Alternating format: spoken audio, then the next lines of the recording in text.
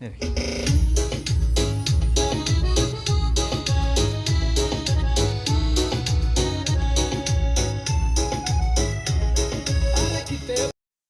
दोस्तों, कैसे हैं आप सब। आप सभी का स्वागत है हमारे YouTube चैनल पर। और आज की कहानी है तुम यह गंदगी बेडरूम तक ले आए।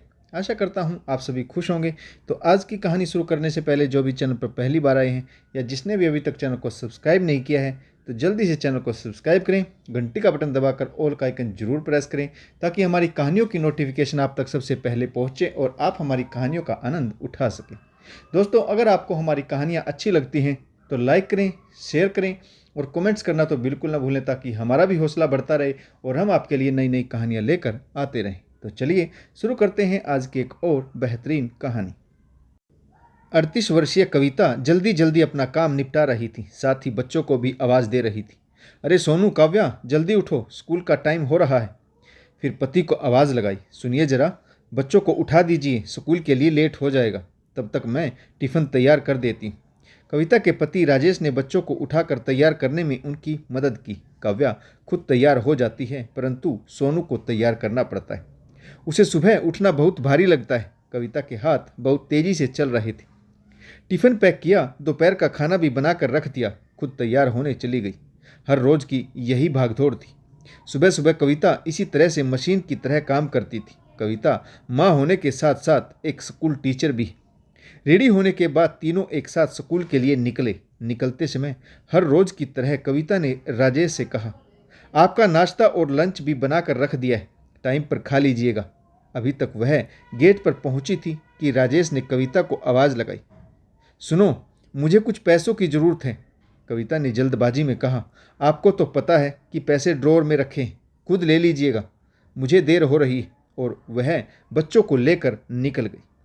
राजेश कोई नौकरी नहीं करता था। अपना बिजनेस करने के नाम पर उसने तरह तरह के काम शुरू किए हुए थे, पर कोई भी काम जमा नहीं पाया था। आए दिन कविता से पैसे लेता रहता और बिजनेस के नाम पर उसे ठगता रहता। कविता पढ़ी लिखी थी और स्कूल में टीचर भी थी। वह अपने दम पर अपना घर चला रही थी। बच्चों की स्कूल फीस देनी नहीं पड़ती थी। कविता ने मेहनत करके एक एक पैसा जोड़कर 14 सालों की कड़ी मेहनत से यह घर बनवाया था, जिसका ऊपरी हिस्सा उसने किराए पर उठा दिया था, तो अतिरिक्त आमदनी भी हो जाती थी। कुल मिलाकर अब तक का जीवन ठीक कट रहा था। कविता को स्कूल, घर और बच्चों में इतनी फुर्सत नहीं मिलती थी कि वह देख सके कि राजेश का काम कैसा चल रहा है। शुरू में वह राजेश के व्यापार को चाहती थी तो राजेश झगड़ा करता था और कहता था, मैं कोशिश तो कर रहा हूँ, तुम ज़्यादा खोजबीन मत किया करो, तुम 2 पैसे क्या कमा लेती हो, ऐंठ दिखाती हो। वह कविता पर बिगड़ जाता था। इसीलिए कविता ने अब ज़्यादा पूछताछ करनी छोड़ दी थी और उसने राजेश से उम्मीद भी छोड़ दी थी। उसने जैसा चल रहा था वैसा ही चलने दिया। एक दिन कविता के सिर में दर्द हो रहा था। उसने स्कूल से छुट्टी ली और बच्चों को इन्फॉर्म किया कि वह घर जा रही है। वह घर आ गई। राजेश काम पर गया होगा, यह सोचकर उसने अपने बैग से घर की दूसरी चाबी निकालकर अपने घर का दरवाज़ा खोला और अंदर आ गई। उसे बेडरूम से किसी के हंसने की आवाज़ आई तो वह आश्चर्य से उस ओर बढ़ गई। बेडरूम में राजेश और एक औरत आपत्तिजनक स्थिति में थे। यह देखकर सुनीता आग बबूला हो गई और वह चिल्लाकर बोली, क्या है यह सब? मेरे पीछे से तुम यह सब करते हो? मैं दिन भर भटकती हूँ, परिवार का गुजर बसर हो जाए और तुम इतनी गंदी हरकत करते हो, तुम्हें शर्म नहीं आती? गुस्से और दुख के समावेश में कविता से बोला भी नहीं जा रहा था। आंखों से आंसू जर्जर गिरने लगे। वह सिर पकड़कर बैठ गई। इतने में दूसरी औरत ने अपनी स्थिति ठीक की और वह घर से बाहर निकल गई। राजेश कविता से अपनी गलती की माफ़ी मांगने लगा। उस दिन के बाद से राजेश ने अपनी गंदी हरकतें बंद तो नहीं की बल्कि वह ज़्यादा सावधान हो गया था। राजेश को जब मौका मिलता सड़क के निर्माण कार्य में लगी हुई 20-25 साल की मजदूर लड़कियों को बहला फुसला कर घर ले आता। वह भी कुछ पैसों के लिए अपने आप को बेच देती थी। कविता और बच्चों के स्कूल जाने के बाद राजेश की रंगरलियाँ ऐसे ही चलती रही। एक दिन फिर कविता ने राजेश को रंगे हाथों पकड़ा तो खूब जमकर झगड़ा हुआ।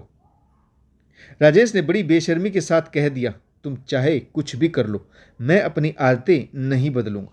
कविता यह सुनकर अवाक सी रह गई। दो बच्चे पैदा करके, दिन भर भागदौड़ करके और एक निकम्मे पति का भरण पोषण करके उसे क्या मिला? वह बहुत दुखी हो गई। घर को संभालते संभालते उसकी अपनी जवानी ढल गई, लेकिन हाथ कुछ नहीं आया।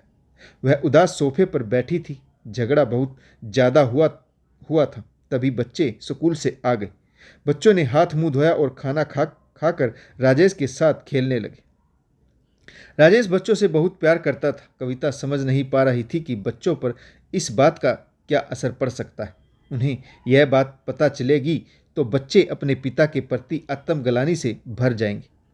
रात भर कविता इन्हीं सब बातों पर विचार करती रही। फिर उसने शांति से राजेश से कहा, आपको जो करना है करो, मुझे आपसे कोई मतलब नहीं। बस बच्चों पर किसी बात का बुरा असर नहीं पड़ना चाहिए, न उनके व्यक्तित्व पर और न ही उनकी पढ़ाई पर। कविता ने सख्ताई से कहा, बाहर की गंदगी मेरे घर की चौखट के अंदर नहीं आनी चाहिए। यह घर मेरा है। बाहर चाहे तुम कुछ भी करो, लेकिन घर की चौखट के भीतर मैं यह सब बर्दाश्त नहीं करूंगी। कविता जानती थी इंसान को बांध कर नहीं रखा जा सकता। राजेश हमेशा से ही रंगीन मिजाज था। वह बेवफा है, यह तो वह जानती थी, लेकिन अपनी गंदी हरकतों को बेडरूम तक ले आएगा उसने यह सोचा भी नहीं था। समय बीतता रहा। कविता के दोनों बच्चे बड़े हो रहे थे। उसे अपने बच्चों के भविष्य की चिंता थी। कविता की बेटी पढ़ने में बहुत तेज थी। वह कक्षा में हमेशा अव्वल आती थी, लेकिन बेटा राह भटक चुका था। कविता ने पढ़ाई पूरी करते ही बेटी की शादी कर दी। बेटा जैसे तैसे करके कॉलेज पहुंच गया था। कॉलेज पूरा करने के बाद उसने एक छोटी सी नौकरी भी कर ली। राजेश की रंगीन मिजाजी अभी तक बरकरार थी। कविता को पता चला कि राजेश ने एक फ्लैट किराए पर ले रखा है। वहाँ पर वह अपनी रातें रंगीन करता है, लेकिन वह मन मसोस कर रह जाती। इसके सिवा कर भी क्या सकती थी। एक दिन कविता का बेटा उससे लड़ झगड़ कर बोला, माँ मैं बहू लेकर आ रहा हूँ, मैंने शादी कर ली। वह एक बार डांसर है। जब तक मैं वापस लौटूं घर का ऊपरी हिस्सा खाली हो जाना चाहिए। कविता यह सुनकर अवाक खड़ी रह गई। बेटा बहू ला रहा है और मुझे पता भी नहीं। तभी कविता की विश्वास पात्र हाउस हेल्पर आकर बोली, दीदी आरती की थाली तैयार करूं क्या? बहू का स्वागत नहीं करोगी? वह माँ बेटे का झगड़ा सुन चुकी थी। वह कविता के संघर्ष की इकलौती गवाह है। कविता सिर पकड़कर कुर्सी पर बैठ गई। अब उसकी उम्र भी हो चली थी। जिस रास्ते पर पिता ने सारी जिंदगी गुजार दी, बेटा भी उसी राह पर चल पड़ा था। कविता ने कोशिश करके बेटी का भविष्य तो संवार दिया, परंतु बेटे को बिगड़ने से नहीं रोक पाई। उसे भी अपने पिता की तरह शराब पीने और अनेक तरह का नशा करने की आदत पड़ चुकी थी। थोड़ी देर बाद डोरबेल बजी। हाउस हेल्पर ने दरवाज़ा खोला तो सामने पर कटी घुटनों से फटी हुई जींस पहने लड़की सामने खड़ी थी। होठ सुरख लाल, जैसे किसी का खून पीकर आई हो। ऊंची एड़ी के सैंडल टकटक करती बहुरानी सीढ़ियां चढ़कर मकान के ऊपरी हिस्से में चली गई। हाउस हेल्पर ने कविता से मजाक करते हुए पूछा, दीदी यह औरत थी या मर्द? मुझे तो कुछ समझ ही नहीं आया। कविता चिढ़ और गुस्सा दोनों के भाव समेटकर हाउस हेल्पर से बोली, तू चुप कर, मेरे लिए एक कप चाय बना दे। इसके बाद बहू बेटा नीचे नहीं उतरे। शायद खाना भी बाहर से ही मंगवा लिया था। शाम को राजेश घर आया तो उसे सारी स्थिति का पता चला। उसने बेटे को बुलाया और डांटने लगा, तुमने एक बार डांसर से शादी की है, तुम्हें शर्म नहीं आई? खानदान की इज्जत मिट्टी में मिला दी। बेटा गुर्राते हुए पिता से बोला, आप तो चुप ही रहिए, आप क्या बोलेंगे? जिस इंसान ने जीवन भर अपनी पत्नी का सम्मान नहीं किया, वह मुझे सीख दे रहा है। जब से होश संभाला है मैंने अपनी माँ को हमेशा कुड़ते रोते देखा है। आप मज़े करने बाहर जाते हैं, मैं शादी करके घर ले आया, घर में मज़े करूँगा। दोनों में फ़र्क ही क्या है? कविता को बुरा तो बहुत लगा कि बेटा अपने पिता से किस तरह से बात कर रहा है, लेकिन दिल को बहुत सुकून मिला। आज पहली बार राजेश को किसी ने करारा तमाचा मारा था, जो सीधा उसकी आत्मा पर जाकर लगा था। आज राजेश के बेटे ने उसे सच का आईना दिखा दिया। राजेश को गुस्सा आ गया। वह दहाड़ते हुए बेटे को मारने के लिए आगे बढ़ा तो उसका पैर फिसल गया। रीढ़ की हड्डी में फ्रैक्चर हो गया। हमेशा के लिए खटिया पकड़ ली। फिर कुछ दिन के इलाज के बाद वह चिर निद्रा में सो गए। कविता ने हमेशा ही बेबस जिंदगी जी। पहले पति के सामने बेबस थी और अब बेटे के सामने बेबस थी।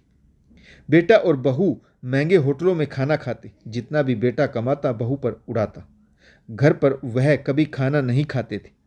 कभी कभार बेटा रसोई में आकर चाय बनाता तो अपनी माँ को भी एक कप पकड़ा जाता। कविता यही सोचकर चुप रही कि दोनों का कुछ खर्च तो नहीं है।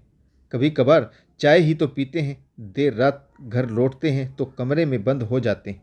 सुबह 10 बजे उठकर अपने अपने काम पर निकल जाते हैं। मुझे क्या करना है, वैसे भी घर खाली ही पड़ा है। धीरे धीरे बुढ़ापा आ गया और कविता ने भी संसार को अलविदा कह दिया। समस्या हर किसी की जिंदगी में होती है, लेकिन औरतें शारीरिक, मानसिक और सामाजिक रूप से अधिक यातनाएं झेलती हैं। कितनी ही बार देखा गया कि औरत पति के अत्याचार बच्चों और परिवार की इज्जत की खातिर सहन करती और अंत में वही बच्चे उसका आदर नहीं करते। सारी उम्र बस एडजस्टमेंट करने में ही निकल जाती है। इसी को कहते हैं औरत की बेबस जिंदगी। तो दोस्तों, आपको इस कहानी में किस पात्र की भूमिका अच्छी लगी, कमेंट्स करके जरूर बताइएगा। आपको यह कहानी पढ़कर कैसा आनंद आया तो यह भी जरूर बताइएगा। तो अगर आपको हमारी कहानियाँ पसंद आती हैं तो कमेंट्स करें, लाइक करें और शेयर करना तो बिल्कुल ना भूलें, ताकि और लोग भी हमारी कहानियों का आनंद उठा सकें। तो दोस्तों, कहानी पढ़ने के लिए आप सभी का बहुत बहुत धन्यवाद। जय हिंद, वंदे मातरम, भारत माता की जय। जय जवान और जय किसान।